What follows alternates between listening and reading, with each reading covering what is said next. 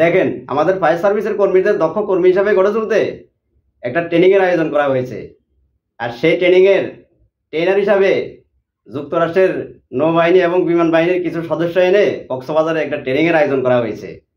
আর এই ট্রেনিং এর আয়োজনকে এই যে আওয়ামী কিছু দোসর এবং আওয়ামী এবং এই যে ভারতীয় দালালরা এই ট্রেনিং এর কিছু দৃশ্য, ছবি এবং ভিডিও ছড়িয়ে অনলাইনে ছড়িয়ে তারা বলছে আমেরিকান সেনাবাহিনী বাংলাদেশে এসে দেশ দখল করতে এসছে।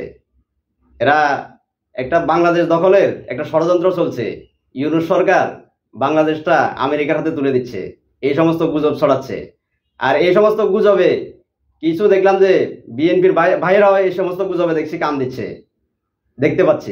কক্সবাজারের ফায়ার সার্ভিসের ট্রেনিং সংক্রান্ত কিছু ছবি ভিডিও অনলাইনে দিয়ে এই যে কিছু আওয়ামী দোসর এবং ভারতীয় দালালরা তারা গুজব ছড়াচ্ছে যে বাংলাদেশ দখল করতে আমেরিকান সেনাবাহিনী কক্সবাজারে এসেছে।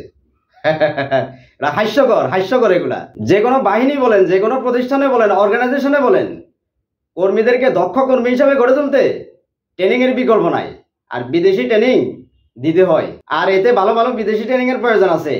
এক্ষেত্রে আমাদের দেশের কর্মীদেরকে যদি বিদেশে নিয়ে ট্রেনিং দেওয়া হয়, এই ক্ষেত্রে ভালো ভালো বিদেশি ট্রেনিং এর প্রয়োজন আছে। তবে আমাদের দেশ থেকে এত সংখ্যক কর্মী বিদেশে নিয়ে ট্রেনিং দেওয়া সম্ভব নয়, এতে খরচ বেশি, প্রচুর খরচ। এজন্যই বিদেশি কয়েকজন ট্রেনার এনে আমাদের দেশে সকল কর্মীদেরকে প্রশিক্ষণ দেওয়া যায়, ট্রেনিং দেওয়া যায়। এক্ষেত্রে খরচ কম পড়ে, এগুলা বুঝতে হবে। ওই যে সেবুদা বলে না, তোরা গরিব, তোরা ছোট লোক, তোরা মূর্খ। আসলে তাই। যারা এই সমস্ত প্রোপাগান্ডা, যারা এই সমস্ত গুজব ছড়াচ্ছেন তাদেরকে বলি ওই সেবুদার কথাটাই রাইট। ইদানিং আরেকটা গুজব ছড়ানো হচ্ছে, চট্টগ্রাম বন্দর নাকি বিদেশিদের হাতে তুলে দেওয়া হচ্ছে।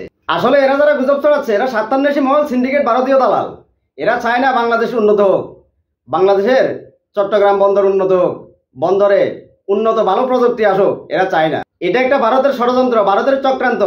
ভারত আমাদের চট্টগ্রাম বন্দর ব্যবহার করতে পারবে না। এই যে আমাদের দালাল যারা আছে, সিন্ডিকেট যারা আছে, এদের মাধ্যমে এদের মাথা নষ্ট, এদেরও ইনকাম হবে না, এদেরও দুর্নীতি লুটপাট বন্ধ হয়ে যাবে। এই জন্যই এদের মাথা খারাপ। এই সিন্ডিকেট দালালদের ব্যবহার করে ভারত আমাদের দেশে আধিপত্য বিস্তার করেছে, আমাদের চট্টগ্রাম বন্দর ব্যবহার করেছে, ট্রানজিট ব্যবহার করেছে, আমাদের রাস্তাঘাট ব্যবহার করেছে। আর এখন যখন এগুলো বন্ধ হয়ে গেছে, এখন মাথা নষ্ট। আমাদের দালাল সিন্ডিকেটের মাথা নষ্ট, তাদের লুটপাট বন্ধ হয়ে গেছে, দুর্নীতি বন্ধ হয়ে গেছে, এদিকে ভারতেরও মাথা নষ্ট। এগুলা বুঝার বাকি নাই। দুর্নীতিবাজ দালাল সিন্ডিকেটটা চাচ্ছে না বাংলাদেশের এই চট্টগ্রাম বন্দরকে বিদেশিদের হাতে দেওয়া হোক। তারা চাচ্ছে না, তাদের ইনকাম, দালালি, তাদের লুটপাট বন্ধ হয়ে যাবে। এই জন্যই আমাদের চট্টগ্রাম বন্দরকে উন্নত করতে হলে, উন্নত প্রযুক্তি, উন্নত কার্যক্রম চালু করতে হলে এখানে বিদেশি সাহায্যের কোনো বিকল্প নাই। এই দেশকে উন্নত করতে হলে, দেশের অর্থনীতি চাঙ্গা করতে হলে বিদেশি বিনিয়োগের কোনো বিকল্প নাই। বিদেশি বিনিয়োগ বাড়াতে হবে। ওই যে কিছুদিন আগে দেখলেন না, বিদেশি মাল্টিন্যাশনাল কোম্পানিগুলোর পিছনে লেগেছে একটি মহল। এগুলি হইল দেশের অর্থনীতি ধ্বংস করবার একটি পায়তারা। এটি হলো ষড়যন্ত্র, এটি হলো চক্রান্ত। বুঝতে হবে, এই দেশের মানুষকে বুঝতে হবে। এই দেশের মানুষের আবেগকে কাজে লাগিয়ে একটি ষড়যন্ত্রকারী চক্রান্ত মহল এই সমস্ত সুবিধা নিচ্ছে, এই সমস্ত ষড়যন্ত্র চক্রান্ত করছে। বুঝতে হবে, এই সমস্ত বিদেশি মাল্টিন্যাশনাল কোম্পানিগুলো যদি দেশ থেকে চলে যায়, দেশের অর্থনীতি ভালো হবে, দেশে বিনিয়োগ বাড়বে। আবেগী অতি উৎসাহিত লাগিয়ে দেওয়া হয়েছিল। মাল্টিন্যাশনাল কোম্পানিগুলো হইলো ওই যে ইসরায়েলি কোম্পানি। হ্যাঁ, এই দেশের মানুষকে বুঝতে হবে, এই দেশের মানুষকে বোঝা উচিত যে এগুলা কারা করে।